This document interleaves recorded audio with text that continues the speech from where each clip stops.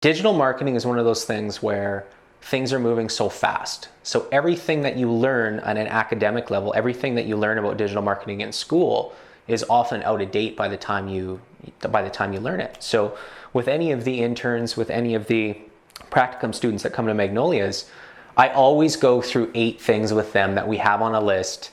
And today I want to go through it with you guys about what digital marketing is not taught in school.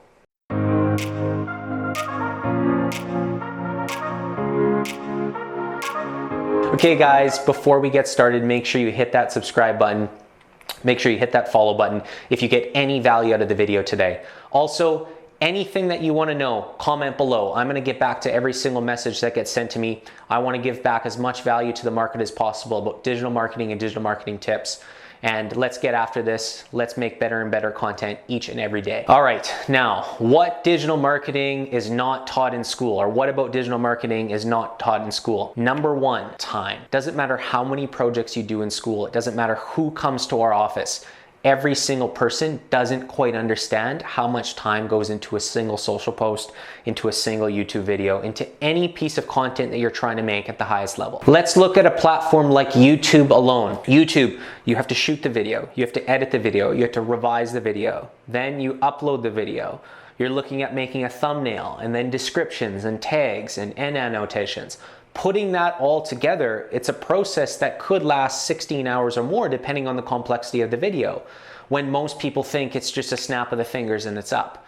So recognize that when you're going into any digital marketing position coming out of school, that everything you're going to get asked is going to take time to complete. You're going to have to put in additional effort, additional hours. You're going to have to find ways to post. Even myself, I have to find ways to write text strings and post at 2 a.m. in the morning when everything else is complete. You have to find ways to get it done. It's going to take more time than you expect. Always budget for double the time. Okay guys, number 2. One of the things that I always talk about is changes and revisions.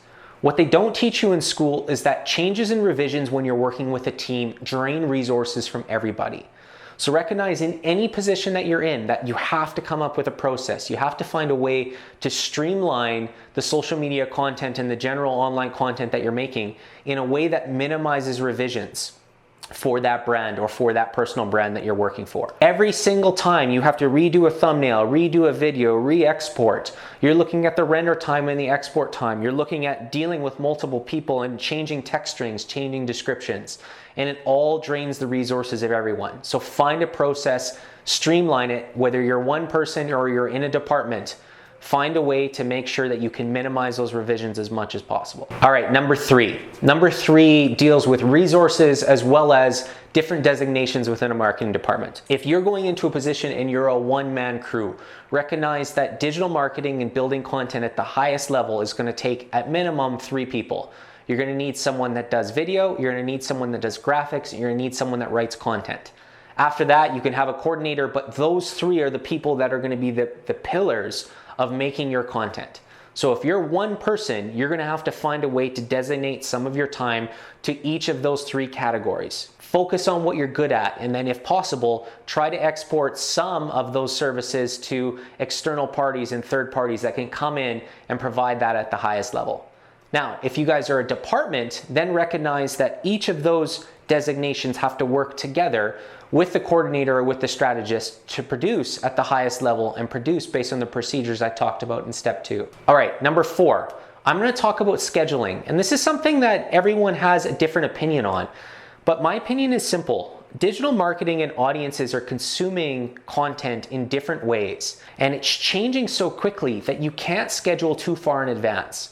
I don't like seeing any company with a social media calendar that extends past 6 months, because what is current now, what audiences are looking for now, 6 months from now is probably not going to be true. Secondly, a lot of people are looking for ways to use scheduling software to make their posts, but there's no scheduling software, none of them out there fit all platforms that your company or your brand is going to be on. So I like to still post manually as much as possible. It's not saying that you can't have a scheduling platform that you use for some of the platforms that you're not dedicating all of your attention to. Let's say you're putting 80% of your time into Instagram. I personally would post directly to Instagram, directly Instagram stories right from Instagram for those posts.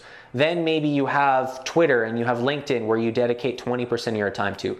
Maybe use a scheduling software for those platforms on the side, but don't try to find a scheduling software that's going to do everything for you. Platforms are not taking that content at the same level as if you post organically on the platform itself. For example, we noticed recently that when scheduling to Twitter, through scheduling software, Twitter was starting to send us messages that it looked like the posts were automated.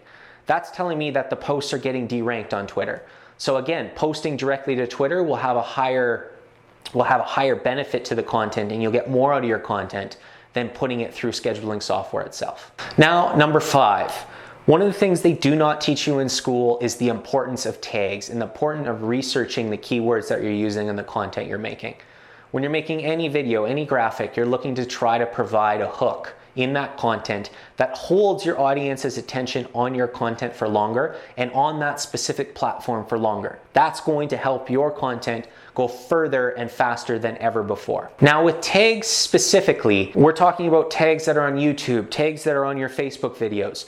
Looking for keywords and tags that are gonna be part of your content on LinkedIn, on Twitter, on all the platforms that you're on. Make sure that you're researching your tags and using tags of what people are gonna search for. Use something like Keyword Planner through Google. Find a platform that's going to allow you to research what your specific audience is looking for and then create tags that relate to that. For us, it takes a lot of creating and correcting after we've done that initial research to see what works and what doesn't. But once you find that formula that works and the tags of what your audience is looking for, then create that master file and start using those tags over and over again so that you're getting your content to your core demographic and to the audience that cares about your brand. Number 6, what they don't teach you in school about social media, about digital marketing, about the algorithms that are out there is that they change so quickly that you're never going to be able to keep up with them. And I've mentioned that a couple times today already. But when looking at it, the algorithms, I like to look at it from this common sense aspect. Look at things that aren't going to change. And there's 3 things. Number 1, when doing digital marketing, you have to be social. Social is the name of the game. It's called social media. So be social. Message everyone, get involved in groups, get out there where your audience is and be social. That's what social media is all about. Secondly, you have to create engagement. And engagement is the one everyone thinks that likes, comments, shares, yes. But engagement is more than that. It's about people clicking on your post. It's about people clicking that view button. It's about people watching for longer. And that comes to number 3. Keep people on that specific platform that you're posting content on longer. The longer you keep them on that platform, the more they're gonna rank your content better. Doesn't matter if it's YouTube, Facebook, LinkedIn, any social media platform out there. Longer view times and keeping people on that platform is going to help rank your content higher. That doesn't mean that you're posting and trying to divert people to the platform you want or divert people to your website. You're trying to keep people on that specific platform that you're posting the content on. Do those 3 things and you won't have to worry about the algorithm anymore. And your content will be able to go further and faster by itself. All right, guys, I'm gonna close this episode out. Thanks again. If you got any value again, please subscribe, please follow me, and let me know how I did in the comments below. I wanna keep creating and correcting. I wanna make content that's better. So let me know. I'm gonna get back to you as fast as I can.